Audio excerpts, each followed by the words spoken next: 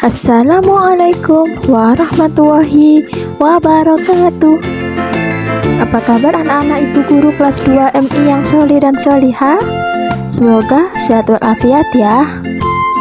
Anak-anak, kita akan belajar rangkuman materi fikih kelas 2 semester 1 sebagai persiapan SAS atau PAS yang meliputi bab 1 adzan dan iqomah, bab 2 ketentuan sholat fardu. Anak-anak, perhatikan dan amati sampai akhir video ya, supaya anak-anak paham dan mengerti. Untuk rangkuman materi pelajaran lainnya dan latihan soal kelas 2 MI semester 1, bisa cek link di deskripsi ya. Sebelum mulai belajar, anak-anak duduk dengan baik dan awali dengan berdoa kepada Allah agar bisa belajar dengan baik. Rangkuman materi bab 1, adzan dan iqomah. Adzan adalah panggilan untuk menunaikan sholat.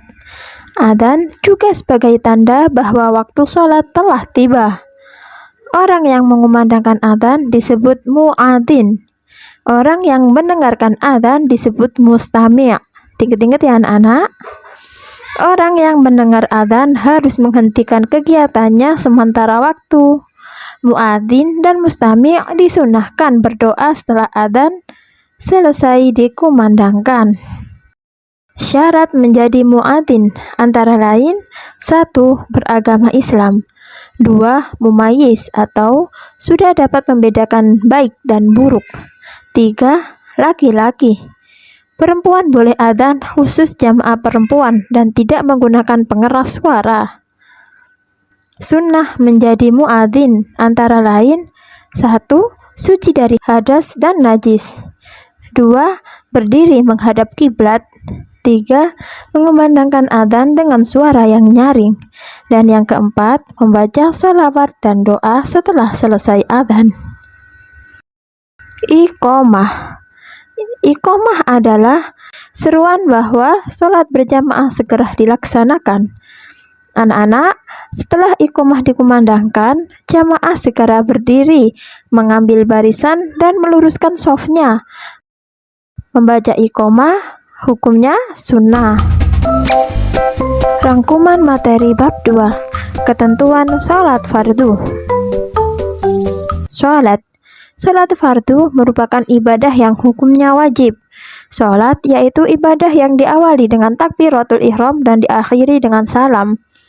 Syarat wajib sholat adalah orang yang diwajibkan mengerjakan sholat, yaitu A. Beragama Islam, 2. Balik atau dewasa, 3. Berakal sehat. Syarat sah sholat bertujuan supaya sholat yang kita kerjakan sah, di antara lain: A. Suci dari hadas kecil dan hadas besar, B. Suci badan, pakaian, dan tempat sholat dari najis, C. Menutup aurat dengan pakaian yang suci, D. Mengetahui masuknya waktu sholat, E. Menghadap ke arah kiblat. Rukun sholat. Rukun adalah sesuatu yang harus dilakukan. Jika tidak dilakukan, ibadahnya tidak sah. Rukun sholat berjumlah 13.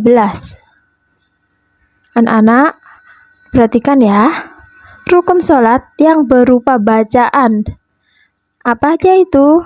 Ya, ada niat, takbiratul ihram, membaca al-fatihah, membaca tasyahud akhir, dan membaca sholawat serta salam. Sedangkan rukun sholat yang berupa gerakan, yaitu berdiri, rukuk dengan tumakninah, iktidal dengan tumakninah, sujud dengan tumakninah, duduk di antara dua sujud dengan tumakninah, dan duduk tasyahud akhir. Sunnah salat.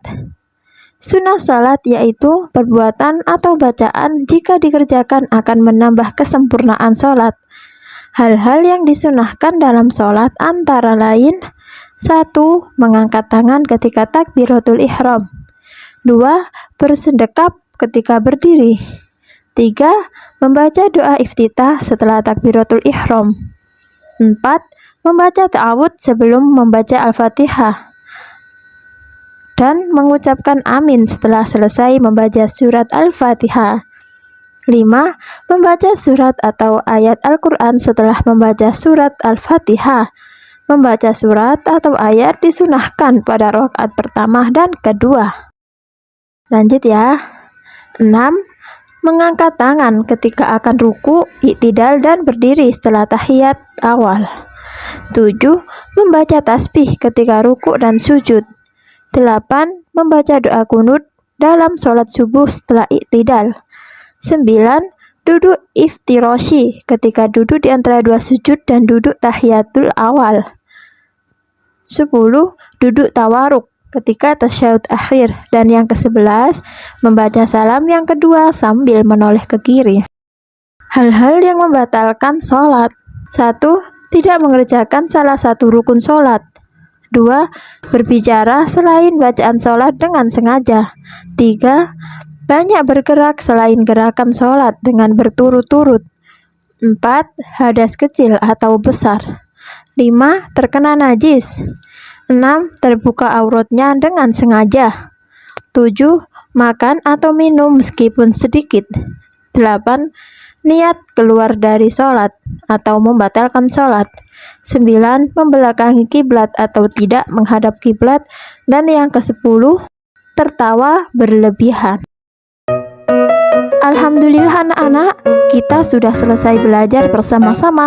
Semoga ilmu yang sudah kita pelajari dapat bermanfaat dan anak-anak dimudahkan Allah dalam mengerjakan soal. Ilal liqa. Wassalamualaikum warahmatullahi wabarakatuh.